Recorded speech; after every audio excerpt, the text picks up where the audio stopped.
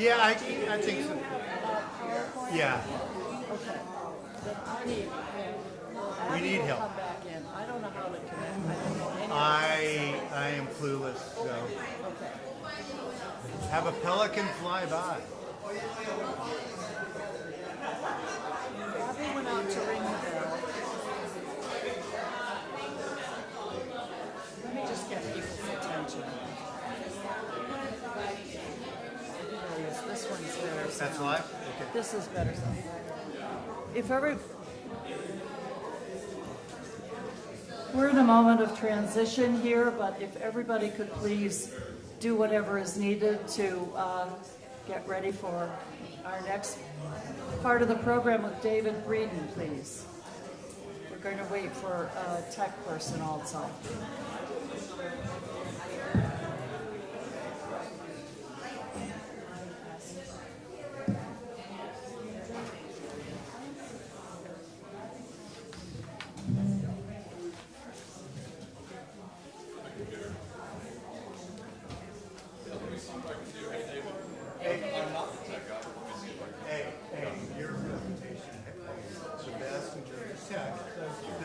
Content, which was brilliant. Thank you very much. I appreciate that. Do you know how to do it? There's supposed to be bells here at the start of it. That's okay. Yeah, no, we can do this. Here we are. We're going to disconnect this one. Whoever knows how to do it, please take a break. No problem.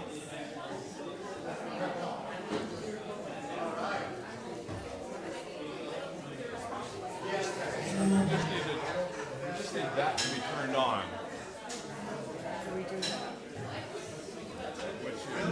Thank you. Which is weird. This is all set up. We just need this on. So I'm wondering where. I'm going to go get a help if you're supposed to be here. Yeah, no worries. It'll all work. We just need the projector on. I'm not sure why it's not working. Thank you. I would argue Get you going here. Yeah. that if Emerson were alive, he would have read every word of Whitehead. And not only that, but he would have his own very peculiar take, Sure. of course. Sure. Did you know who got me into philosophy? Emerson. Really. Absolutely. I love transcendentalist. And Whitehead, of course, held Emerson in very high regard. Yeah, And yeah. taught in Emerson Hall at Harvard University for many years. Oh, I didn't know that. Yeah, I yeah. did not know that. I was just Yep, there Yep. several months ago. Way cool. In Emerson Hall. Very cool. They got a beautiful statue of him right out there. Oh, that's So, great. Yeah. After kicking him out for 10 years for what he right. said. That's right. But I can credit him with being central to my love of philosophy initially. You know. Well, Nietzsche was like that too. Nietzsche thought he was the greatest ever. Definitely. So yeah, we're just We're getting some. It's supposed to be. It's all good. It's all good. all right. We'll get it. Hey, I love that. After you're a minister a while, you just, you can roll with anything, can't you?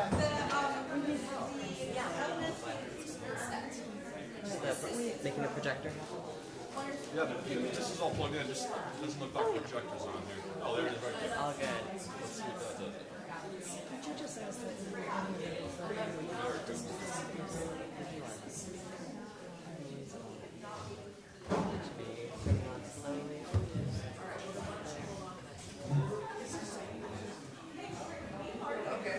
So you can choose to mirror or extend the display. Do you want to just have it be the same?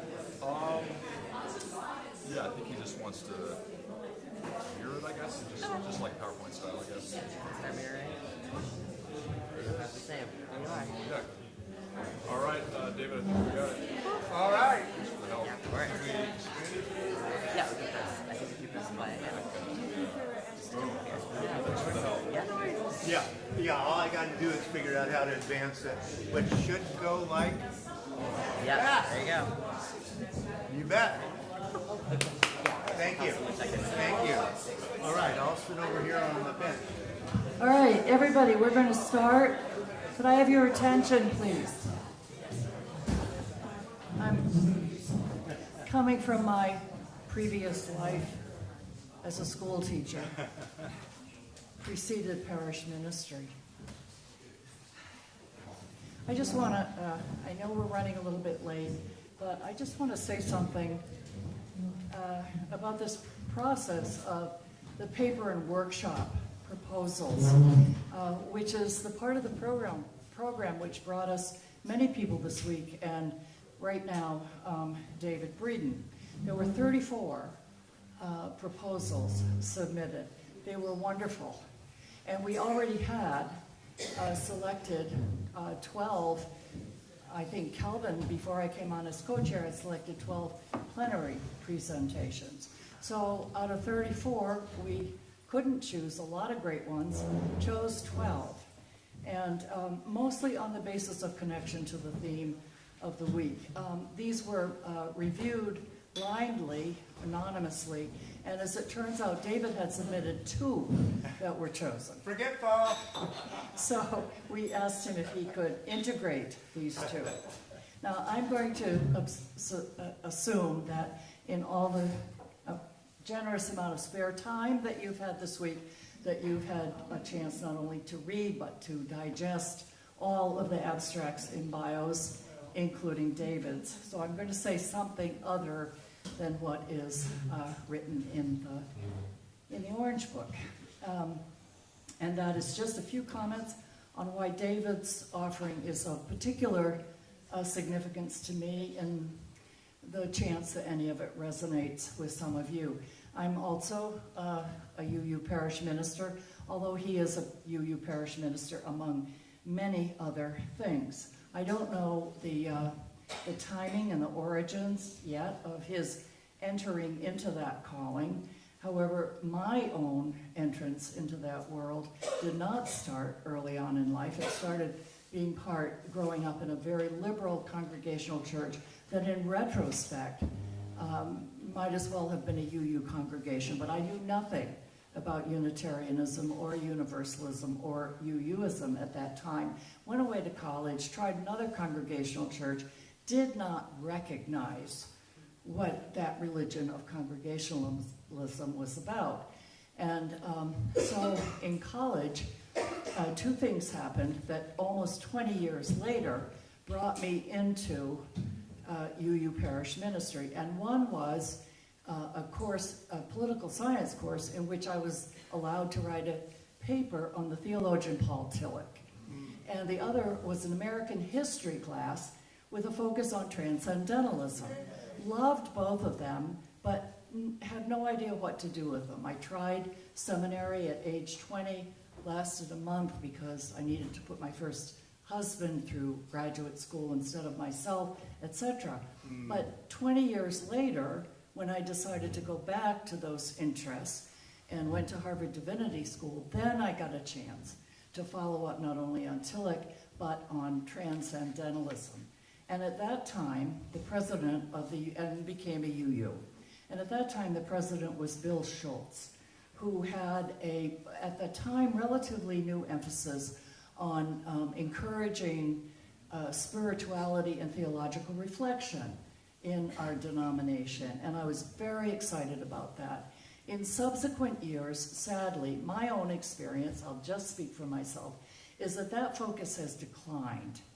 And so that is what makes me especially interested and eager about some of David's work, is that I think that it reconnects our movement, the UU movement, to exploring theological reflection and spiritual awakening as sort of a foundational element of the wonderful focus that it has on justice work. That's my own personal emphasis of excitement on what he has to offer. And he mentioned that he would call to our attention what the Transcendentalists had in the way of spiritual orientation and practice that could still be relevant for us today, which also excites me. Also, one last thing. One of his many books is this book of poetry, Radical Noticing. It's terrific. I recommend it. I was going to read my favorite poem, but I am not going to take that time. And thank you, David. Well, thank you. Okay. All right. We've been, I think I'll hold this. We've been sharing social location through the conference, and I should note that, of course, the Transcendentalists were the privileged of the privileged of the privileged of their day. My forefathers were decidedly not like that, and I will not live long enough to write this book, but I would love to look at the Transcendentalists beginning in the 1830s and trace that with charismatic Christianity, which is happening at exactly the same time. My ancestors were going down the Ohio River Valley, creating a charismatic Christianity at the time, and I was raised as a Pentecostal. So I grew up with mystical experiences. I grew up with dream time. I grew up with all of the visions and the healings and the exorcisms that occur within that tradition. And the closest thing to that I have found outside of that is Transcendentalism itself. I was very, very fortunate to escape poverty. And I am a boomer, and I got there because college was cheap in our day, and you could work your way through college. I'm very sad that is no longer the case. I was speaking with someone here that has over $190,000 in student debt. That's it's frightening, but that's the way to stay in the middle class or get into the middle class, and people are willing to do that. And it's just absolutely shameful. But as the twig is bent, so grows the tree, as the cliche goes. So today, I am a Pentecostalist, humanist, Unitarian, Universalist, Transcendentalist, or something like that. And I was even fortunate enough to retire last year. And so I get to write books and poetry, etc., for the rest of my natural life, and I feel very good about that. Now, I want to start out with addressing presentism here. We must remember that the Transcendentalists lived a long time ago. But, he would be the drummer in the neo-punk band, right? What would they think nowadays? Well, they would think like a D-Min or an MDiv, Master of Divinity, from the Harvard Divinity School, of course. And so what they would have been studying all this time, and they wouldn't make the mistakes they made, was, of course, decolonialism and intersectional awareness. They had no idea about what intersectionality was, of course, so they don't talk about it. They would nowadays, I think, talk about embodied cognition and neurodiversity. They didn't because they didn't even know about it. I think they would all be process philosophers and be dealing with complexity. As a matter of fact, I think Emerson probably would have read every word that Whitehead ever wrote. And not only that, but he would have the strangest spin on Whitehead you ever heard. I really think that, right? Also, they would be, I think, post-anthropocentric and deep ecologists. I mean, that dude would be, right? I mean, it's just the fact that Thoreau started this going along. Also, they would have been aware of aesthetic pluralism. They would have been aware of the wonderful gospel songs that were going on and that kind of thing. Now, a little more controversially, I will say that I also think they believe in what's known as a flat or a relational ontology. That is, that stones and human beings are exactly the same in terms of their equal worth in being. I think they would. And also, I think they would be, as I am, into digital mysticism. What the heck is this AI all over the world, and why does it think even better than I do? Oh, wait, David, you have to tell us where you got that image of Emerson. Thoreau, yeah, no, this is a different drummer. This is my, I plugged in a Thoreau photograph with the big hair. He's got one in which he's got braids like or something on the top of his head. I put that into my AI chat GPT and said, turn him into a neopunk, and it did. So, and suddenly he has eye makeup. I know. And then I said, hey, make him spray paint Walden, his graffiti on the wall, and so I got Walden out of that. So there you go. But yeah.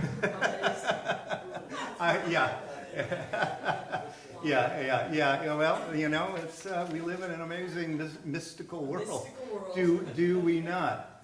The iconoclastic 20th century American philosopher Justice Buchler wrote, "Poetry is not the shadow of philosophy, nor the echo of feeling, but a mode of access."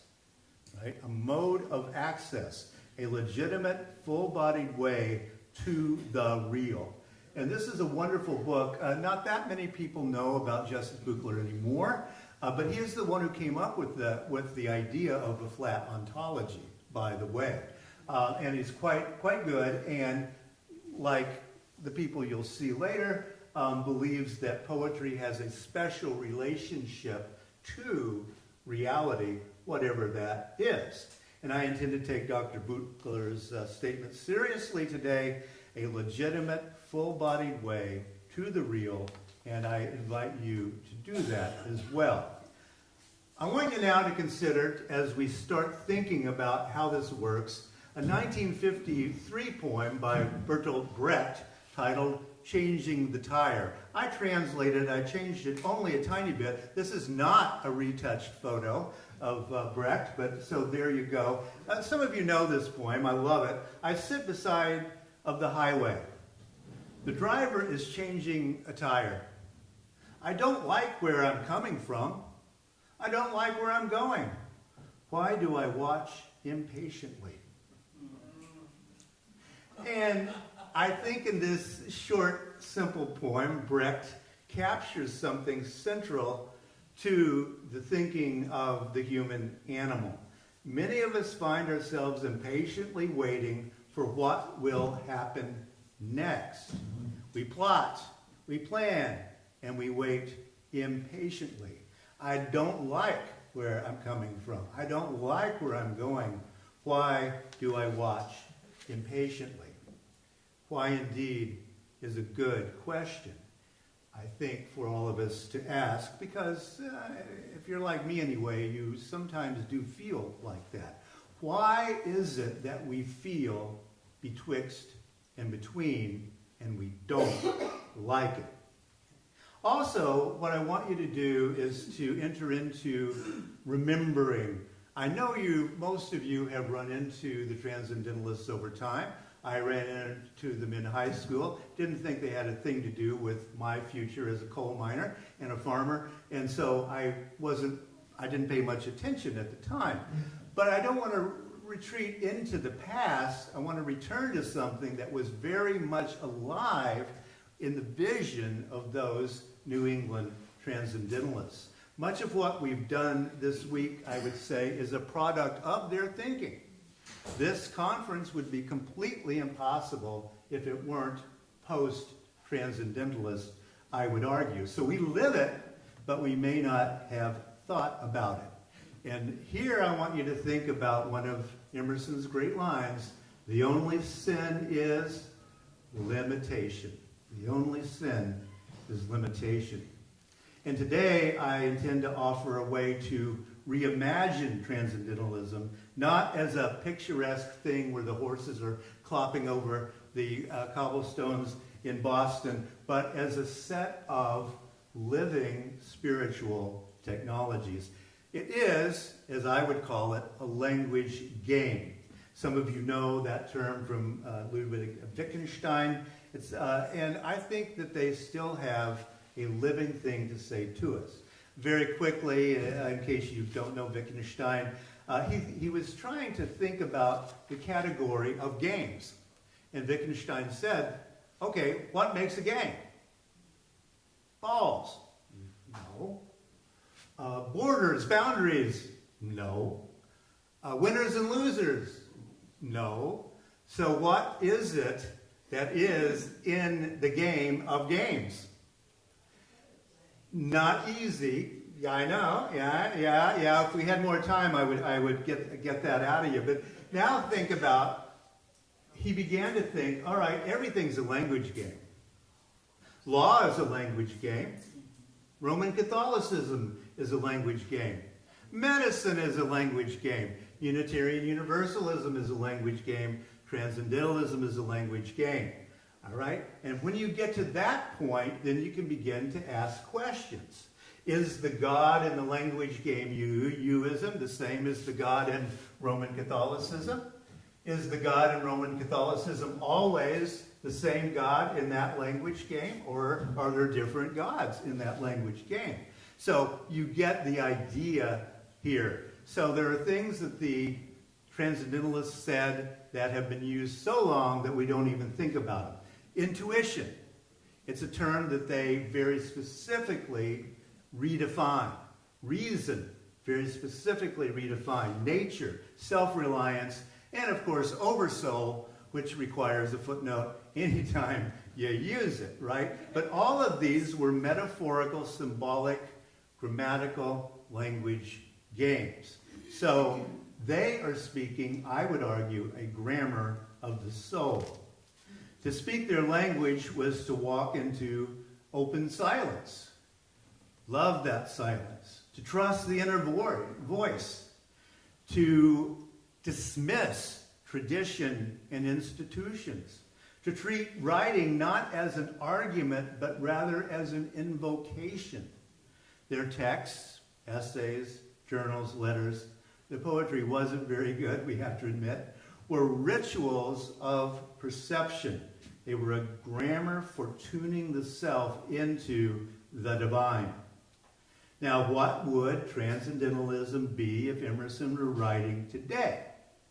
As I say, it's not all that difficult a question because he would be at the cutting edge of liberal theological thought and philosophical thought today, just as he was at that time. No, he wouldn't be insisting that only men could do this or that. I don't think he would.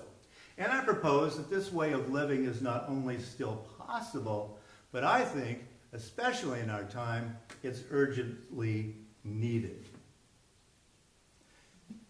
Now, this is from Margaret Fuller.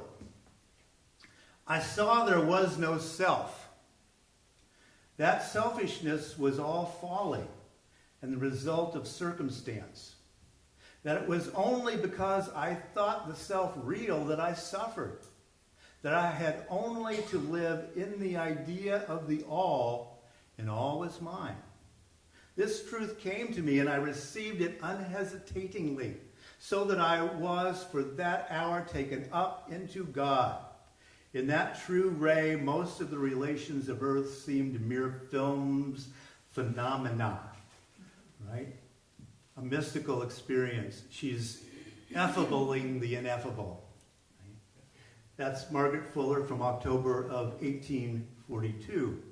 No feeling of betwixt and between there, is there? She's not waiting for anything anymore. Margaret feels that she is grounded and there, or the not Margaret, as you might notice she's thinking. And the passage reminds me, anyway, of a work by the 20th century Taoist philosopher and writer Terence Gray, who was better known as Wei Wu Wei, who wrote this, one of my favorite little poems. Why are you unhappy? Because 99.9% of everything you think and of everything you do is for yourself, and there isn't one. Now, we've also discovered there may be many selves. This is a little more Eastern in its way of thinking. I couldn't help but steal this from the New Yorker. There's a new book called Bright Circle that's about 5 women from the Transcendentalist period, focusing on Margaret Fuller, which is a little unfortunate because the Peabody sisters, those of you who know, are so amazing. And we know a lot about Margaret at this point, not so much about other women in the movement. But yeah, that's her leading her women's group at the Peabody bookstore in downtown Boston in the day. In Margaret Fuller's book, Summer on the Lakes, which is 1844, the lakes in Maine, she went up to, Fuller recounts an ecstatic, transformative moment that occurred while she was contemplating the natural world during her travels. She took another shot at effabling the inevitable. And here it goes. I was as if lifted into a region of infinite peace and joy. And I felt that a truth had been uttered to me beyond all my expectations, for I was suddenly at one with the whole of life. It seemed to me that I was no longer myself, a creature apart from the rest, but a part of the great whole. Yeah, she kind of got at that, didn't she? If you want to know the weirdest humble brag in Western societal history, I think it's this one from St. Paul. St. Paul described the unspeakable words which it is not lawful for a person to utter. That's 2 Corinthians 12. Paul speaks of himself in the third person in what can only be described as, I think, a humble brag. It is not expedient for me, doubtless, to glory. I will come to visions and revelations of the Lord. I knew a man in Christ, him, me, right? About 14 years ago. Whether in body, I cannot tell, or whether out of the body, I cannot tell. God knoweth. Such an one was caught up to the third heaven. And I knew such a man, whether in body or not in body, I cannot tell. God knoweth, how that he was caught up into paradise and heard unspeakable words which it is not lawful for a man to utter. Effabling the inevitable once again. And you see how there is a continuity, of course, that we already knew about these kind of mystical experiences. Well, let's listen to Emerson's attempt at the mystical experience. Standing on the bare ground, my head bathed by the blithe air, and uplifted into infinite space, all mean egotism vanishes. I became a transparent eyeball. I am nothing. I see all. You want to talk about the mystical experience, ineffable, noetic, remember James here, transient, passive, there they are. Alive, whole, serene. This is a meaningful experience, and there's no betwixt and between. He is not waiting for that tire to get changed. Emerson's image still startles. It's strange. It's mystical and a bit absurd. I bought my kid a t-shirt with that on it, right? And he's a cartoonist, and he loved it. What does it mean to become a transparent eyeball, right? What kind of seeing is seeing like that? I'm not sure. Emerson tells us that the transparent eyeball sees without the filters of ego or fear. It receives without judgment. It takes in the world not as a subject looking at objects, I and thou, or you, right? It's not even narrative. It's not even about selfhood or a deepening of selfhood here. It's not a seeing self, but seeing itself, right? Seeing itself of the sort that I think Martin Heidegger was trying to get at in his work as well. That's why I like Heidegger better than Whitehead, by the way. But we can wrestle about that. I'll make that a little bit bigger. Thomas Cranch was a cartoonist and poet from the time, and so he drew this for Emerson. Emerson tells us that the transparent eyeball sees without any of those usual filters that we have. To be the transparent eyeball is to dissolve the ego in order to witness the sacred in the ordinary. And that's the center of what the Transcendentalists were doing, not trying to do. For me, that's the center of their project, to let go of me so thoroughly that trees, stones, sunlight, and silence move through those protective walls of the me into something deeper. I am without resistance. I am without an I. Somehow, you are more you than you ever were when there's no you to be found. It's interesting. It's not a hallucination. It's not philosophy exactly. It's a shift in consciousness itself, a kind of radical empathy with the entire existing world, like Buddha's sudden realization of all the suffering on the planet. This is intuition, as they were defining it, at its deepest. It's not only a gut feeling, but it is a way to be in the world and be with the world, inside it, and live in it. It's a way of listening without any agenda, without any boredom, a seeing that goes beneath the surface like lasers in those old comic books, you know, how they used to penetrate everything. It's that kind of seeing. This is the seeing that mystics describe, that poets strive for, believe me, I know, that artists glimpse when they lose track of time and fall into the flow state. This is the place all of us become addicted to in our own ways, and we all want to experience it. The transparent eyeball teaches us that we don't always have to interpret words about the world. Sometimes all we have to do is witness fully and openly without grasping. Emerson offered his transparent eyeball metaphor as a glimpse into what transcendence means. But it's also a mental method. It's a practice of perception that reveals the world not as a set of fixed facts, things, I, other, not those, but as an all-inclusive, ever-changing, organic field of possibility. And this way of knowing leads naturally to a deeper question. If we change how we see, do we also change how we know? And that's the central question that the Transcendentalists were getting at. If we change how we see the world, do we change how we know deep inside us? We're not in nature in this way of thinking. We are of nature. Leaf, breath, mammal, weather, it's all me. And not me, because I'm not me anymore.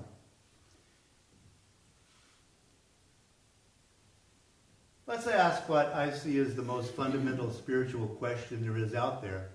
And do think about this for a moment. Where does authority lie for you? Where does authority lie for you? Because as an African-American spiritual, this is very old trope in North America, you must go and stand your trial. You have to stand it by yourself. Oh, nobody else can stand it for you. You have to stand it for yourself. And many of you know that Woody Guthrie, being Woody Guthrie, took those words and turned them into the ones you probably know better. You got to walk that lonesome valley. You got to walk it by yourself. Ain't nobody here going to walk it for you. You've got to walk it by yourself. Or, reusing the trope, the Grateful Dead. There is a road, no simple highway, between the dawn and the dark of night. And if you go, no one may follow. That path is for your steps alone. You who choose to lead must follow.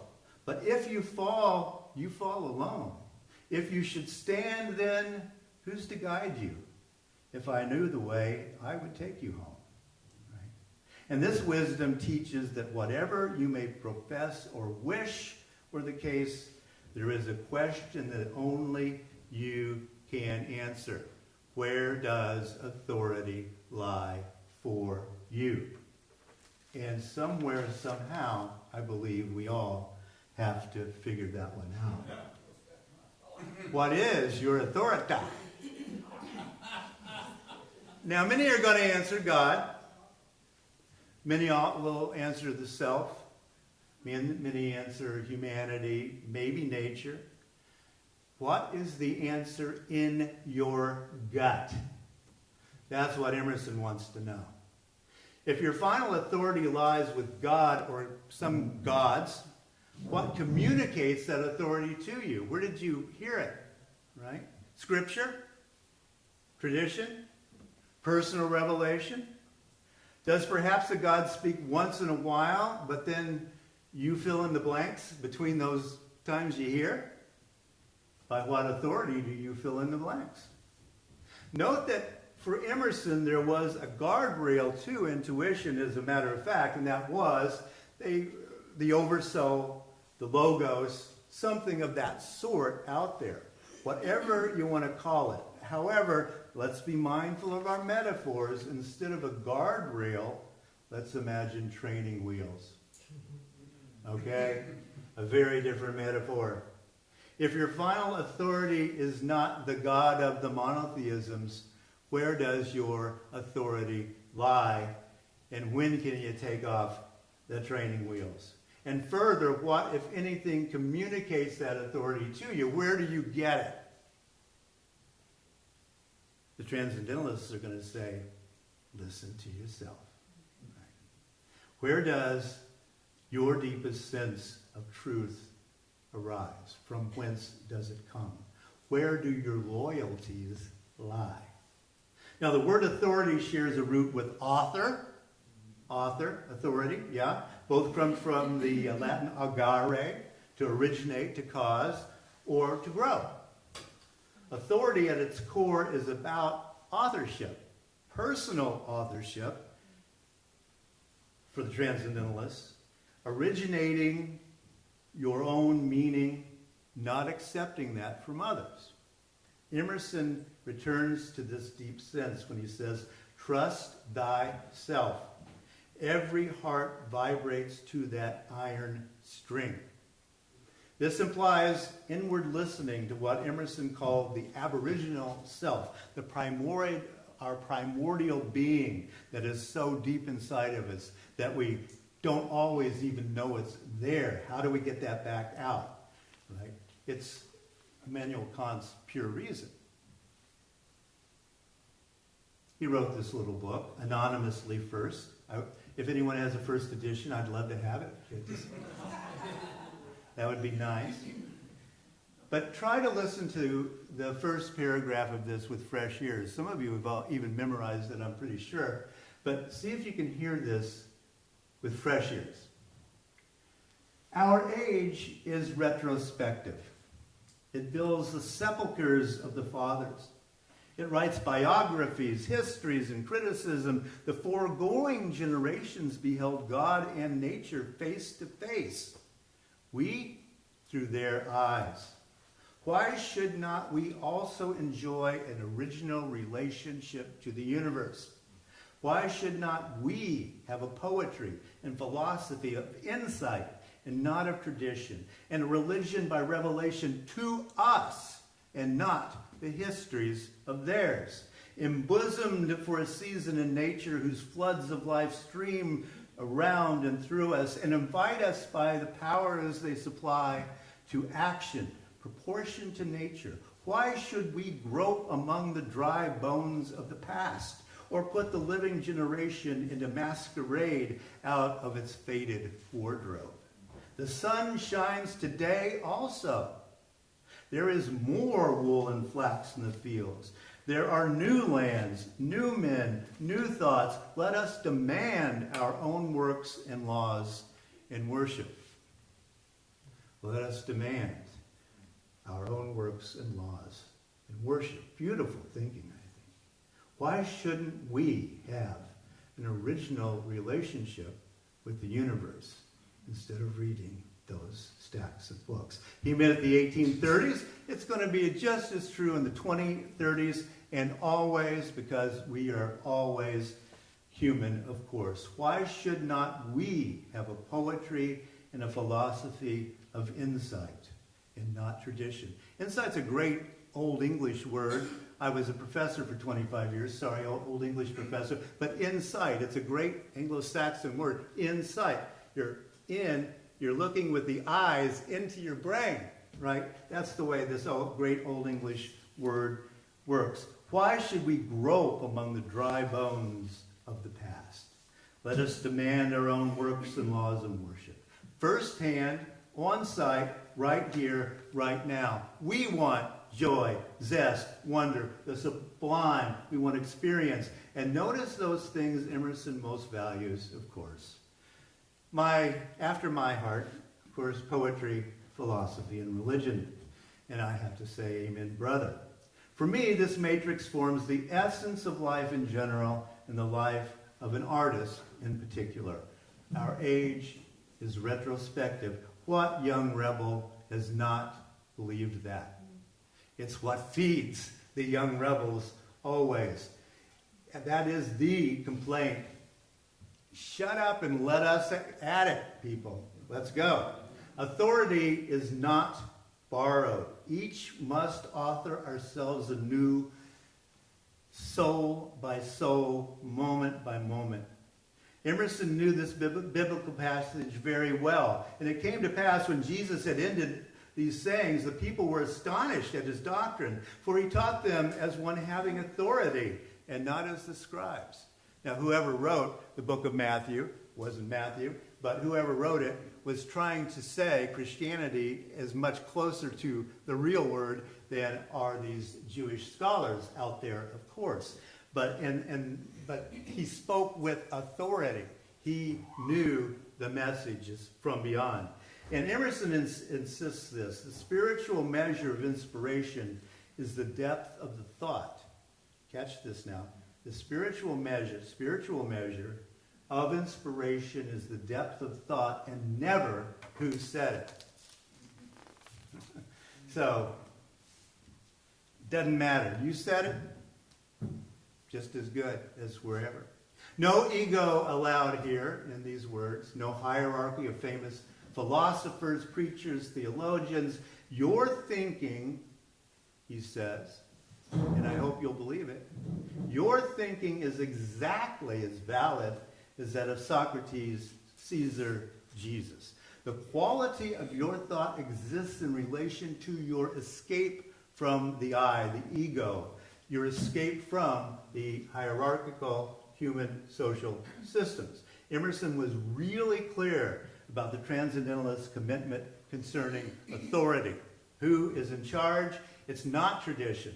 It's not the scriptures. It's not any institutions. It is you, inside you. That is where authority comes from. It's radical, yes. Is it even possible? I mean, how much of us are crammed with socialization? I don't know.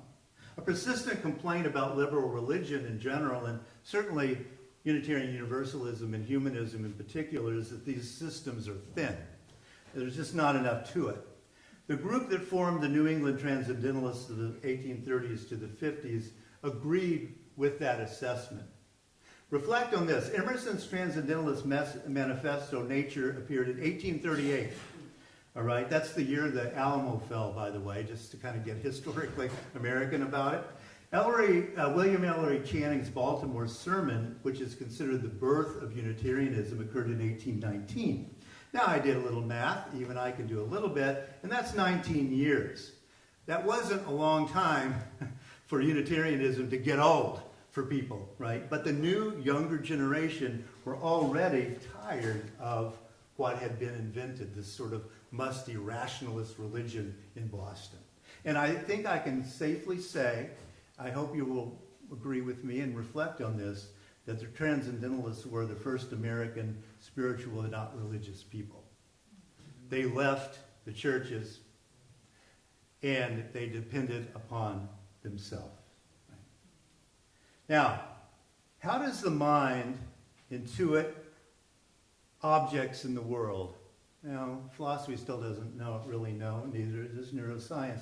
It's a hard problem, one of which the good ship Immanuel Kant ran aground on. If Kant had gotten this right, there would be no 2 generations of German philosophers after that, right? But he couldn't figure it out. With his proposal for a dramatic interplay between nature and spirit, the savior in German idealism, at least for me, is Friedrich Wilhelm Joseph Schelling in his book, Natural Philosophy. He offered a potential bridge, and Schelling's philosophy became an important element in the later transitions from idealism to phenomenology and existentialism. Yeah, he was a brutally handsome guy, and his spouse was terminally gray, unfortunately for her. Schelling declared, "Learn, but only to create. For what is knowledge if it does not birth, shape, and give voice to the infinite within?" What are you wasting your time for? For him, nature was never mere object or any kind of passive material, but a self-driving force, alive and pulsing with becoming. A refulgent, Emersonian word, a refulgent spirit, its breath the wind, its blood the rushing water. Schelling's absolute, big A always, was not a distant and detached watchmaker as in the deist way of thinking, but it was the very act of making itself, the creative and eternal motion and commotion. Spirit is invisible nature. That's a good summary, I think, of what Schelling's project was all about. Spirit is invisible nature, and nature reflects the flame of spirit. From leaf to thought, from root to mind, the spiral twists and turns, and nature dreams itself into consciousness. Matter speaking the language of the soul, which an artist can sense, and subject and object converge. They're wedded in the vast infinite heart, each a mirror of the other's face, stone and star, eye and void, for being is the root of thought, the ground of every trembling eye, not merely the mind's phantasms, but the world's breath, the soil from which all things flower, including our minds. Nature unfolds as a poem without end, verses written in trees and tides and time, unraveled in a spark of sudden thought. This is why Schelling is kind of coming back these days, becoming a little more, he's being read again, which, I mean, he'd been forgotten a long time. Hegel was such a big deal, most of us in college probably read Hegel, but probably didn't read Schelling. Schelling drew together what was once considered separable and irreconcilable, nature and spirit. Nature, spirit, the blooms around us, the absolute, the big A absolute, God if you wish, but he used absolute, the eternal, weaving on without ever ceasing. Being itself creates. It made us, and we are our own creations because we are all being. Schelling's key idea was this: nature is not a passive object, but an active, self-creating force. Nature is alive with its own spirit, becoming conscious of itself through humanity. This is why Samuel Taylor Coleridge loved Schelling, and unfortunately, because of his opium addiction, plagiarized several pages, and that sort of destroyed Coleridge's career when he was actually alive. As O.B. Frothingham once succinctly noted, if you really are interested in the Transcendentalists, I would say that you should read this book. It came out in 1876. It's the first real attempt to historicize the Transcendentalists. He was only 10 years younger than the members of the group, but he never really felt part of that. But Frothingham went on to a great ministry in New York City as a Unitarian minister, and he was a very, very good writer. And he says this: Schelling saw the cosmos as a dynamic, evolving process, with nature as a visible manifestation of the absolute, a term he used to describe the ultimate individual reality behind all things. Now, Ursula, if that's not religious naturalism, slap me. All right? Schelling's absolute is not a deity on a throne. It is the creative energy of existing itself. For many freethinkers, Schelling's natural philosophy serves as an alternative to the traditional gods of religion, offering a vision of unity between the natural and the spiritual. Pantheism, yeah, sounds like it to me. I'll be a pantheist. Maybe earth-centered, for sure, right? It's nature, and you are it too. Right? Schelling regarded art and aesthetics as central to this unity. For him, artistic creation is not merely expression, but a divine act of insight. See how the Transcendentalists are going to buy that real quick, right? Art itself, the creation of art itself, is a divine act and an act of deep insight into the interconnectedness of nature and the world. And when I suggested that you hear the opening passages of nature with fresh ears, you intuited where I was going, but it's hard, isn't it? Because we know those lines, most of us, and we've read them a few too many times to really think about it anymore. But language games do shift with culture. The Transcendentalist mode lost traction during the industrial post-Civil War era as the grammar of American life turned pragmatic, commercial, and scientific. Yet the longing for inner truth, visionary experience, and linguistic liberation did not vanish, and it's still with us today. And I should mention, those of you who have not read this book, it's now in its second edition. If you haven't read the book Restless Souls by Lee Eric Schmidt, you really need to do it, because what it talks about is the era after the death of Transcendentalism. Of course, it dies with the Civil War, essentially. And what happened next in the late 19th and early 20th centuries. This is Greenacre.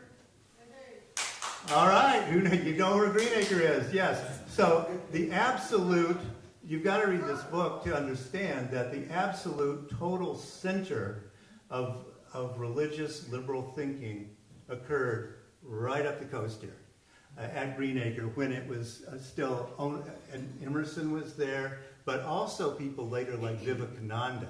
So the first yoga is going to occur just over, Portsmouth is here, right across the river into Maine, in Greeley? Elliott. Yay! All right, there you go, there you go. It's nowadays a Baha'i center because Sarah Farmer, who was very intimate with all of these people, she converted to and became a Baha'i. And so she willed it to the Baha'is, and they still own it today. And my wife finagled us a trip after this that we can go up there and look around a little bit, and I'm looking forward. But unfortunately, they really haven't paid much attention to this. Emerson also was at Appledore. That was an artist colony for a while across there before that hotel burned. But this area is the heart and soul of New Thought, and the Transcendentalism too.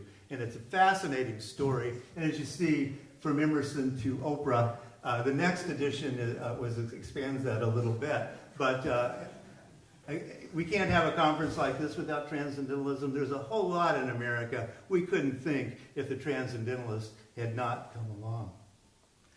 All right, let's enter the beats. Yeah, that's exactly what I was thinking. There you go. Yeah, well, and so, I mean, America has not produced that many great literary slash theological slash philosophical movements. This is where I come into the world, right? And this is how I discovered all those other things. And I wouldn't have if these people had not hit, not popular drug culture, shall we say. So, yeah, I mean, this is Alan. He was a hoot, And I had to throw this Yahweh letters by Burroughs and Ginsberg in there.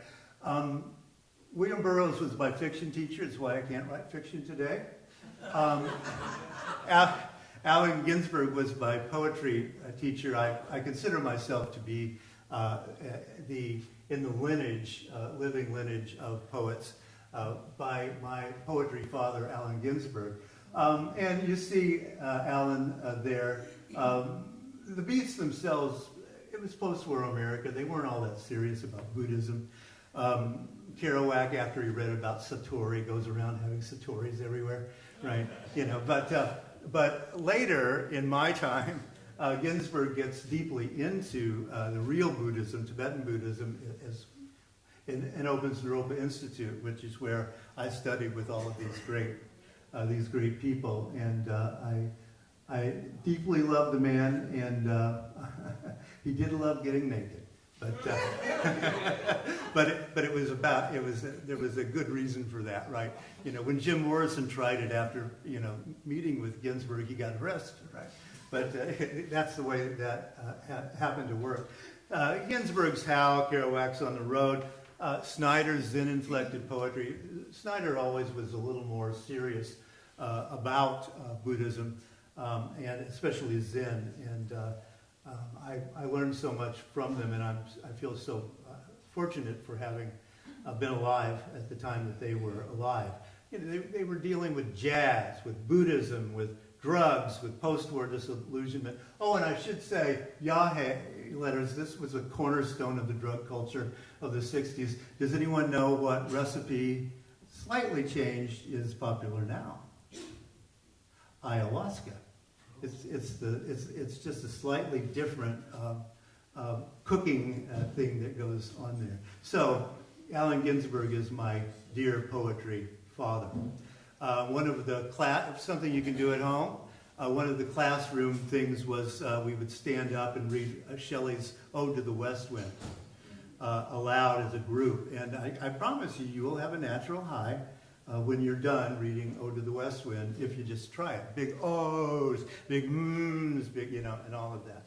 Both groups, of course, shared the wandering, the sauntering, the speeding down highways, trying to geographically find what we in America have lost deeply in our souls. Both movements remind us that language is never neutral.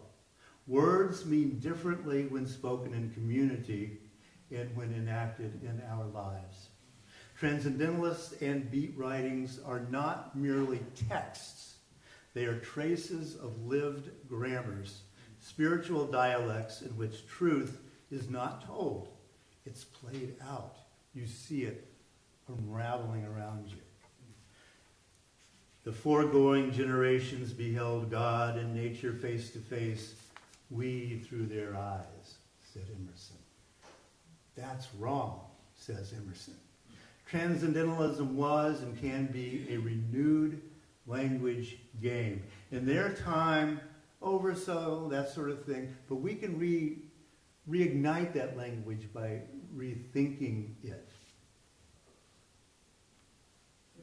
This is another ChatGPT. I threw Emerson's picture in there and said, turn him into a guru, right? So there you go.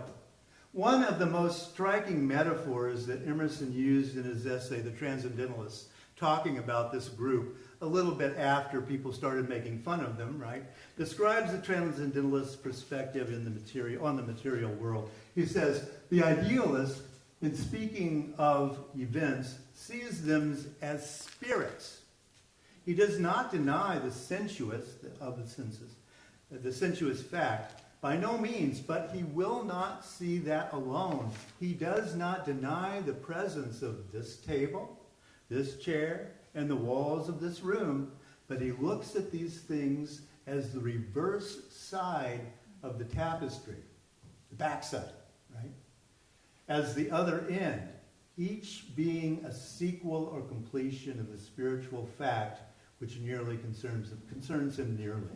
All right? Events and spirits, sensuous facts, meaning information of the senses. Emerson's idealism does not deny these things. And this is essential to understanding the Transcendentalists. No, they weren't just free-floating. Yes, they could order an Uber or catch a cab, right? They lived in the material world. They did understand that. But they had a dual consciousness at all times. And half of it was idealism. That which is only in the mind, right? The unseen. The eternity is always right there. All you have to do is see it. All you have to do is see it. The mundane is the miraculous. It's always that way. We don't make the mundane sacred. The mundane is already sacred. You must see it. You must see it. That is your job.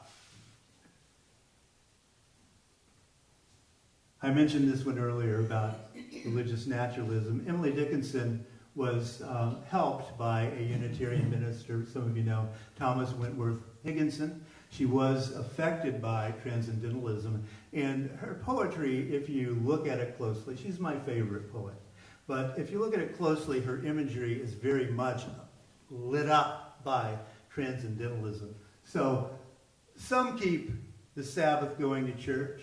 I keep it staying at home with a bobolink for a chorister and an orchard for a dome. God preaches, a noted clergyman, and the sermon is never long.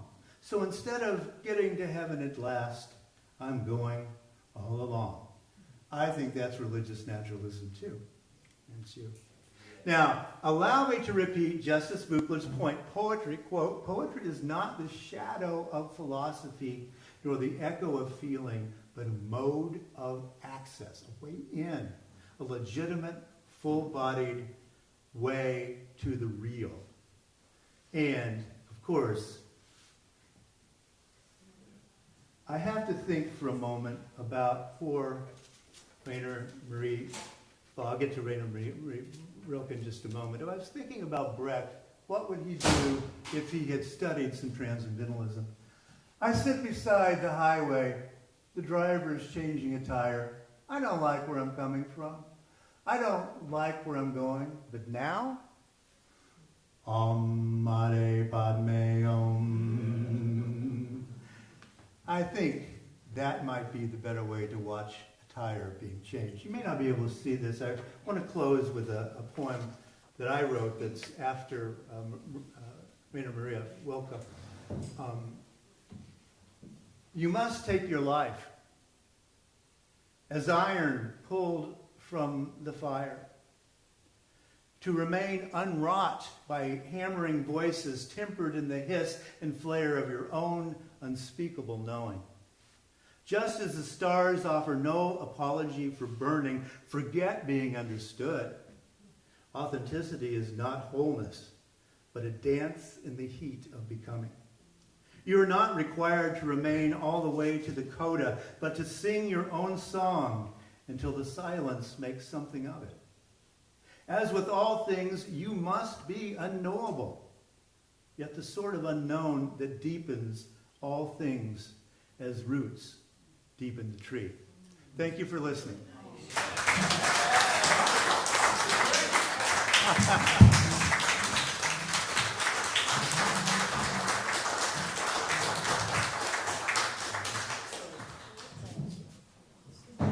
We're out of time. Thank you so much. Thank you, David. No? I know we're at or after 5:30, but Actually, not a bad transition to social hour. No, it's not. Have a drink. No, but I just would like to give a few minutes if anybody would like to comment or question. Hold on, just Okay. one second. All right. All right. Because we can continue afterwards with you. Oh, sure. You know that, Yeah. but Yeah. Anybody want to? Uh-oh, he's going to... No. I loved it. It was beautiful. I told them the Transcendentalists are the ones who got me into philosophy, so I have a tender place for the Transcendentalists. Cool, cool. The question is one of balance, because I remember how nature begins, right? We're a retrospective people. Yeah. So what's the proper balance? Because there's the risk of never looking to the past, never being informed by its wisdom, thinking you can create ex nihilo. Yep. And you can do that in horrible ways, which mass might help. So I'm just curious to hear you ruminate on retrospection and looking. Yeah, yeah. Well, and it's a brilliant question. Of course, Wordsworth wrote a poem called "The Tables Turn Up from Your Books." He says, right? Well, Wordsworth is about as bookish as you get, right? But so they didn't mean it, right? They didn't mean it. But I think it was about choosing the right ones. Yeah. Let's start with an epigraph from Plotinus, and then we were centering up on a particular way of thinking, Right. and a particular way of being already, right? And so I think that's it. But yeah, and that's why I asked the question in the Orange Book: is our age retrospective? I didn't answer that one, but the answer is maybe that's one of our problems. Right? I was at the No Kings March not long ago, and someone had a sign that said, "Don't make me repeat myself. History." And I think, that pretty well sums up the American problem in that way, right? And those of us who live maybe more comfortably with the Thoreau than we live with the latest New York Times, it may be just exactly. Yeah. Marion. Just a really quick comment. I've been thinking about Whitehead's word prehension in relation to poetry. It seems to me that that's what we get from the right kind of poetry. Yeah, is that, yeah. that it's not comprehension, it's not apprehension, it's something else, ineffable. Ineffable accent, right? It's a way in for us, and I quite seriously, I would be dead if I didn't write poetry. I would have killed myself long ago. I have mental illness, and so I would be dead. But I get up the next day because I'm not done with that poem. One of my favorite quotes is Oscar Wilde. "What did you do this morning, Oscar?" "I put a comma into my latest sonnet." And he said, "Well, what are you going to do this afternoon, Oscar?" "I'm going to take it out." So there you go. Yeah, Paul.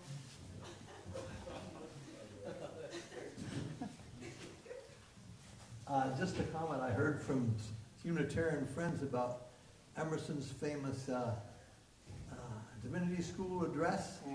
And I recall that he basically says, let's not, when you mentioned about history and following the past, and he was basically saying, yeah, we Americans, we've inherited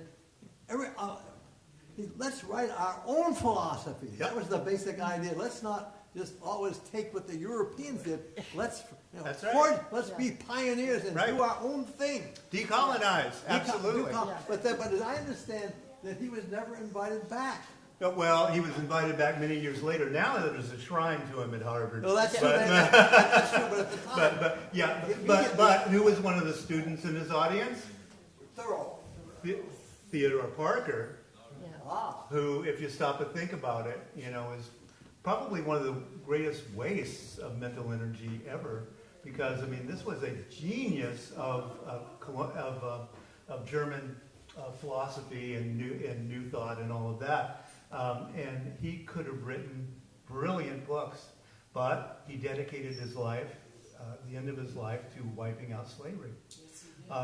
which is better? Which, you know, what is the will of God as he would have thought of it? So yeah, I mean, this guy had choices, and I think he made the right one. But it's very sad that, and the women of the time, who really weren't into transcendentalism as much, why? Because they were so concerned about the second-rate status of women in America. And that book club at the Peabody's was the birth of Seneca, Falls, and all of that. So, I mean, these people also gave us real liberation, not just mental liberation, right? Yeah. Edmund, yeah. Speaking of the Divinity School Address, my reading of that is that God is conceived of as the laws of nature, Yeah. not a person. And in fact, we got a blowback from Henry Ware Jr. In the form of an argument that God has to be a person. You can't conceive of God. But what's happened to that debate in future subsequent generations? Well, I think it's I was raised, God was a person in Pentecostalism, but a very angry father, right? He always had that stick out ready to whack you one. But it was a personal God, sort of. And Jesus always said, "Oh, Dad, don't whack him like that. I was down there. It's really bad down there. Give him a break. But those, but for those of us who, that's why you sit at the right hand of the Father. You think, Dad, stop! I'm calling the cops." Whack me instead. Yeah, that's right. Yeah, substitutionary. Yes, yeah. But do I really wish I even thought that anyway? I don't think so. I think that my vision of nature, I don't use the term God, but my vision of nature is so much more wonderful than that now. And but that is the great split in American religion, and we have to take that seriously. The right wing, the people who are talking to Mr. Trump, still see that God out there. Yeah. Wait, so in all of your compilation of identities religiously, how do you identify? I always admit I'm an ex-Pentecostal, because the way I move, the way I talk, the way I shout amen, it's Pentecostal. So I'm Pentecostal, yeah, I'm Pentecostal, but I don't believe it anymore, and I think I was smart. I related this at GA when we were talking about it. I grew up in the 60s, all right, so our minister in the Pentecostal church said that carpet bombing Vietnam was a fine thing. Sure, let's pray for those bombs to fall. The great sin was women's miniskirts. Yeah. Those of you who remember this. And if you stop to make a moral equivalence between women wearing a particular kind of clothing and indiscriminately killing women and children, there's no comparison ethically. And I often tell people, if you are more moral than your God, get a new God. David, thank you so much. I think we've seen today that David is a treasured presence in various communities. We've heard a few of them, RNA, Unitarian Universalism, and David, you're a treasured presence in this community this week, and I hope for some time to come. Thank you, everybody, for being here. All right, let's go drink.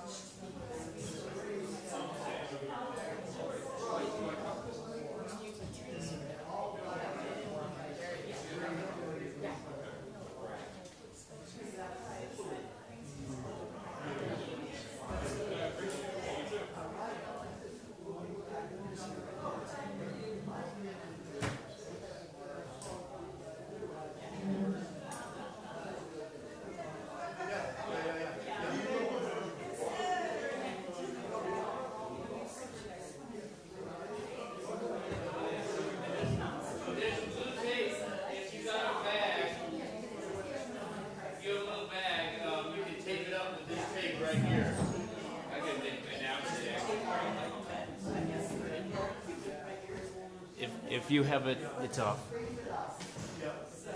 If you have a little tag, if you have a little brown bag with your name on it, here's a blue tape that you can use to tape it up to the wall at the level a kid can reach. Sure.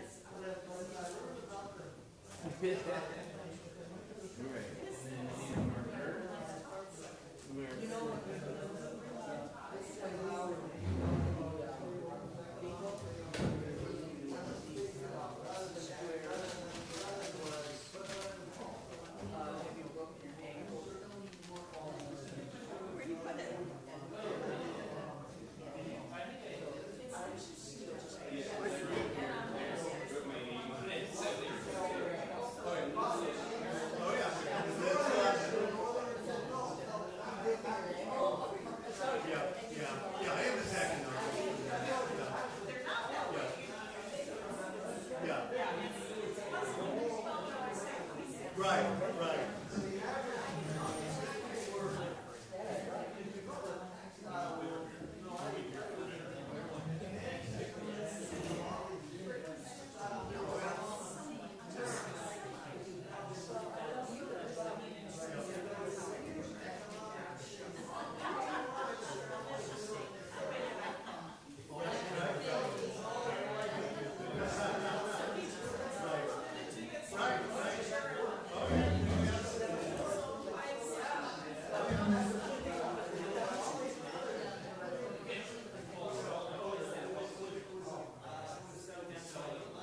Oh, yeah, it was moral. Yeah, yeah, yeah. And, you know, the big one on that one too was Higginson.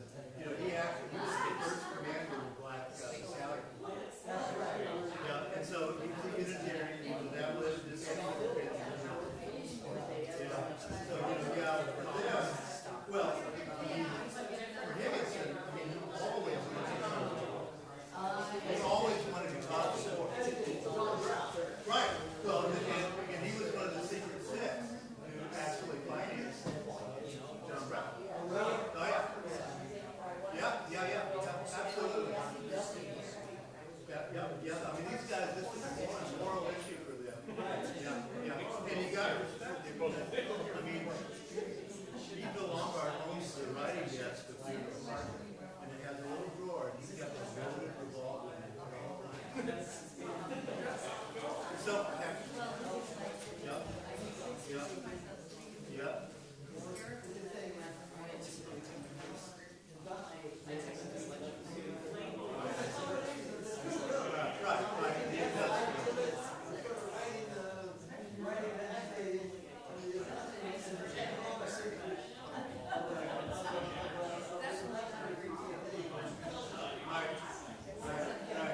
Yeah.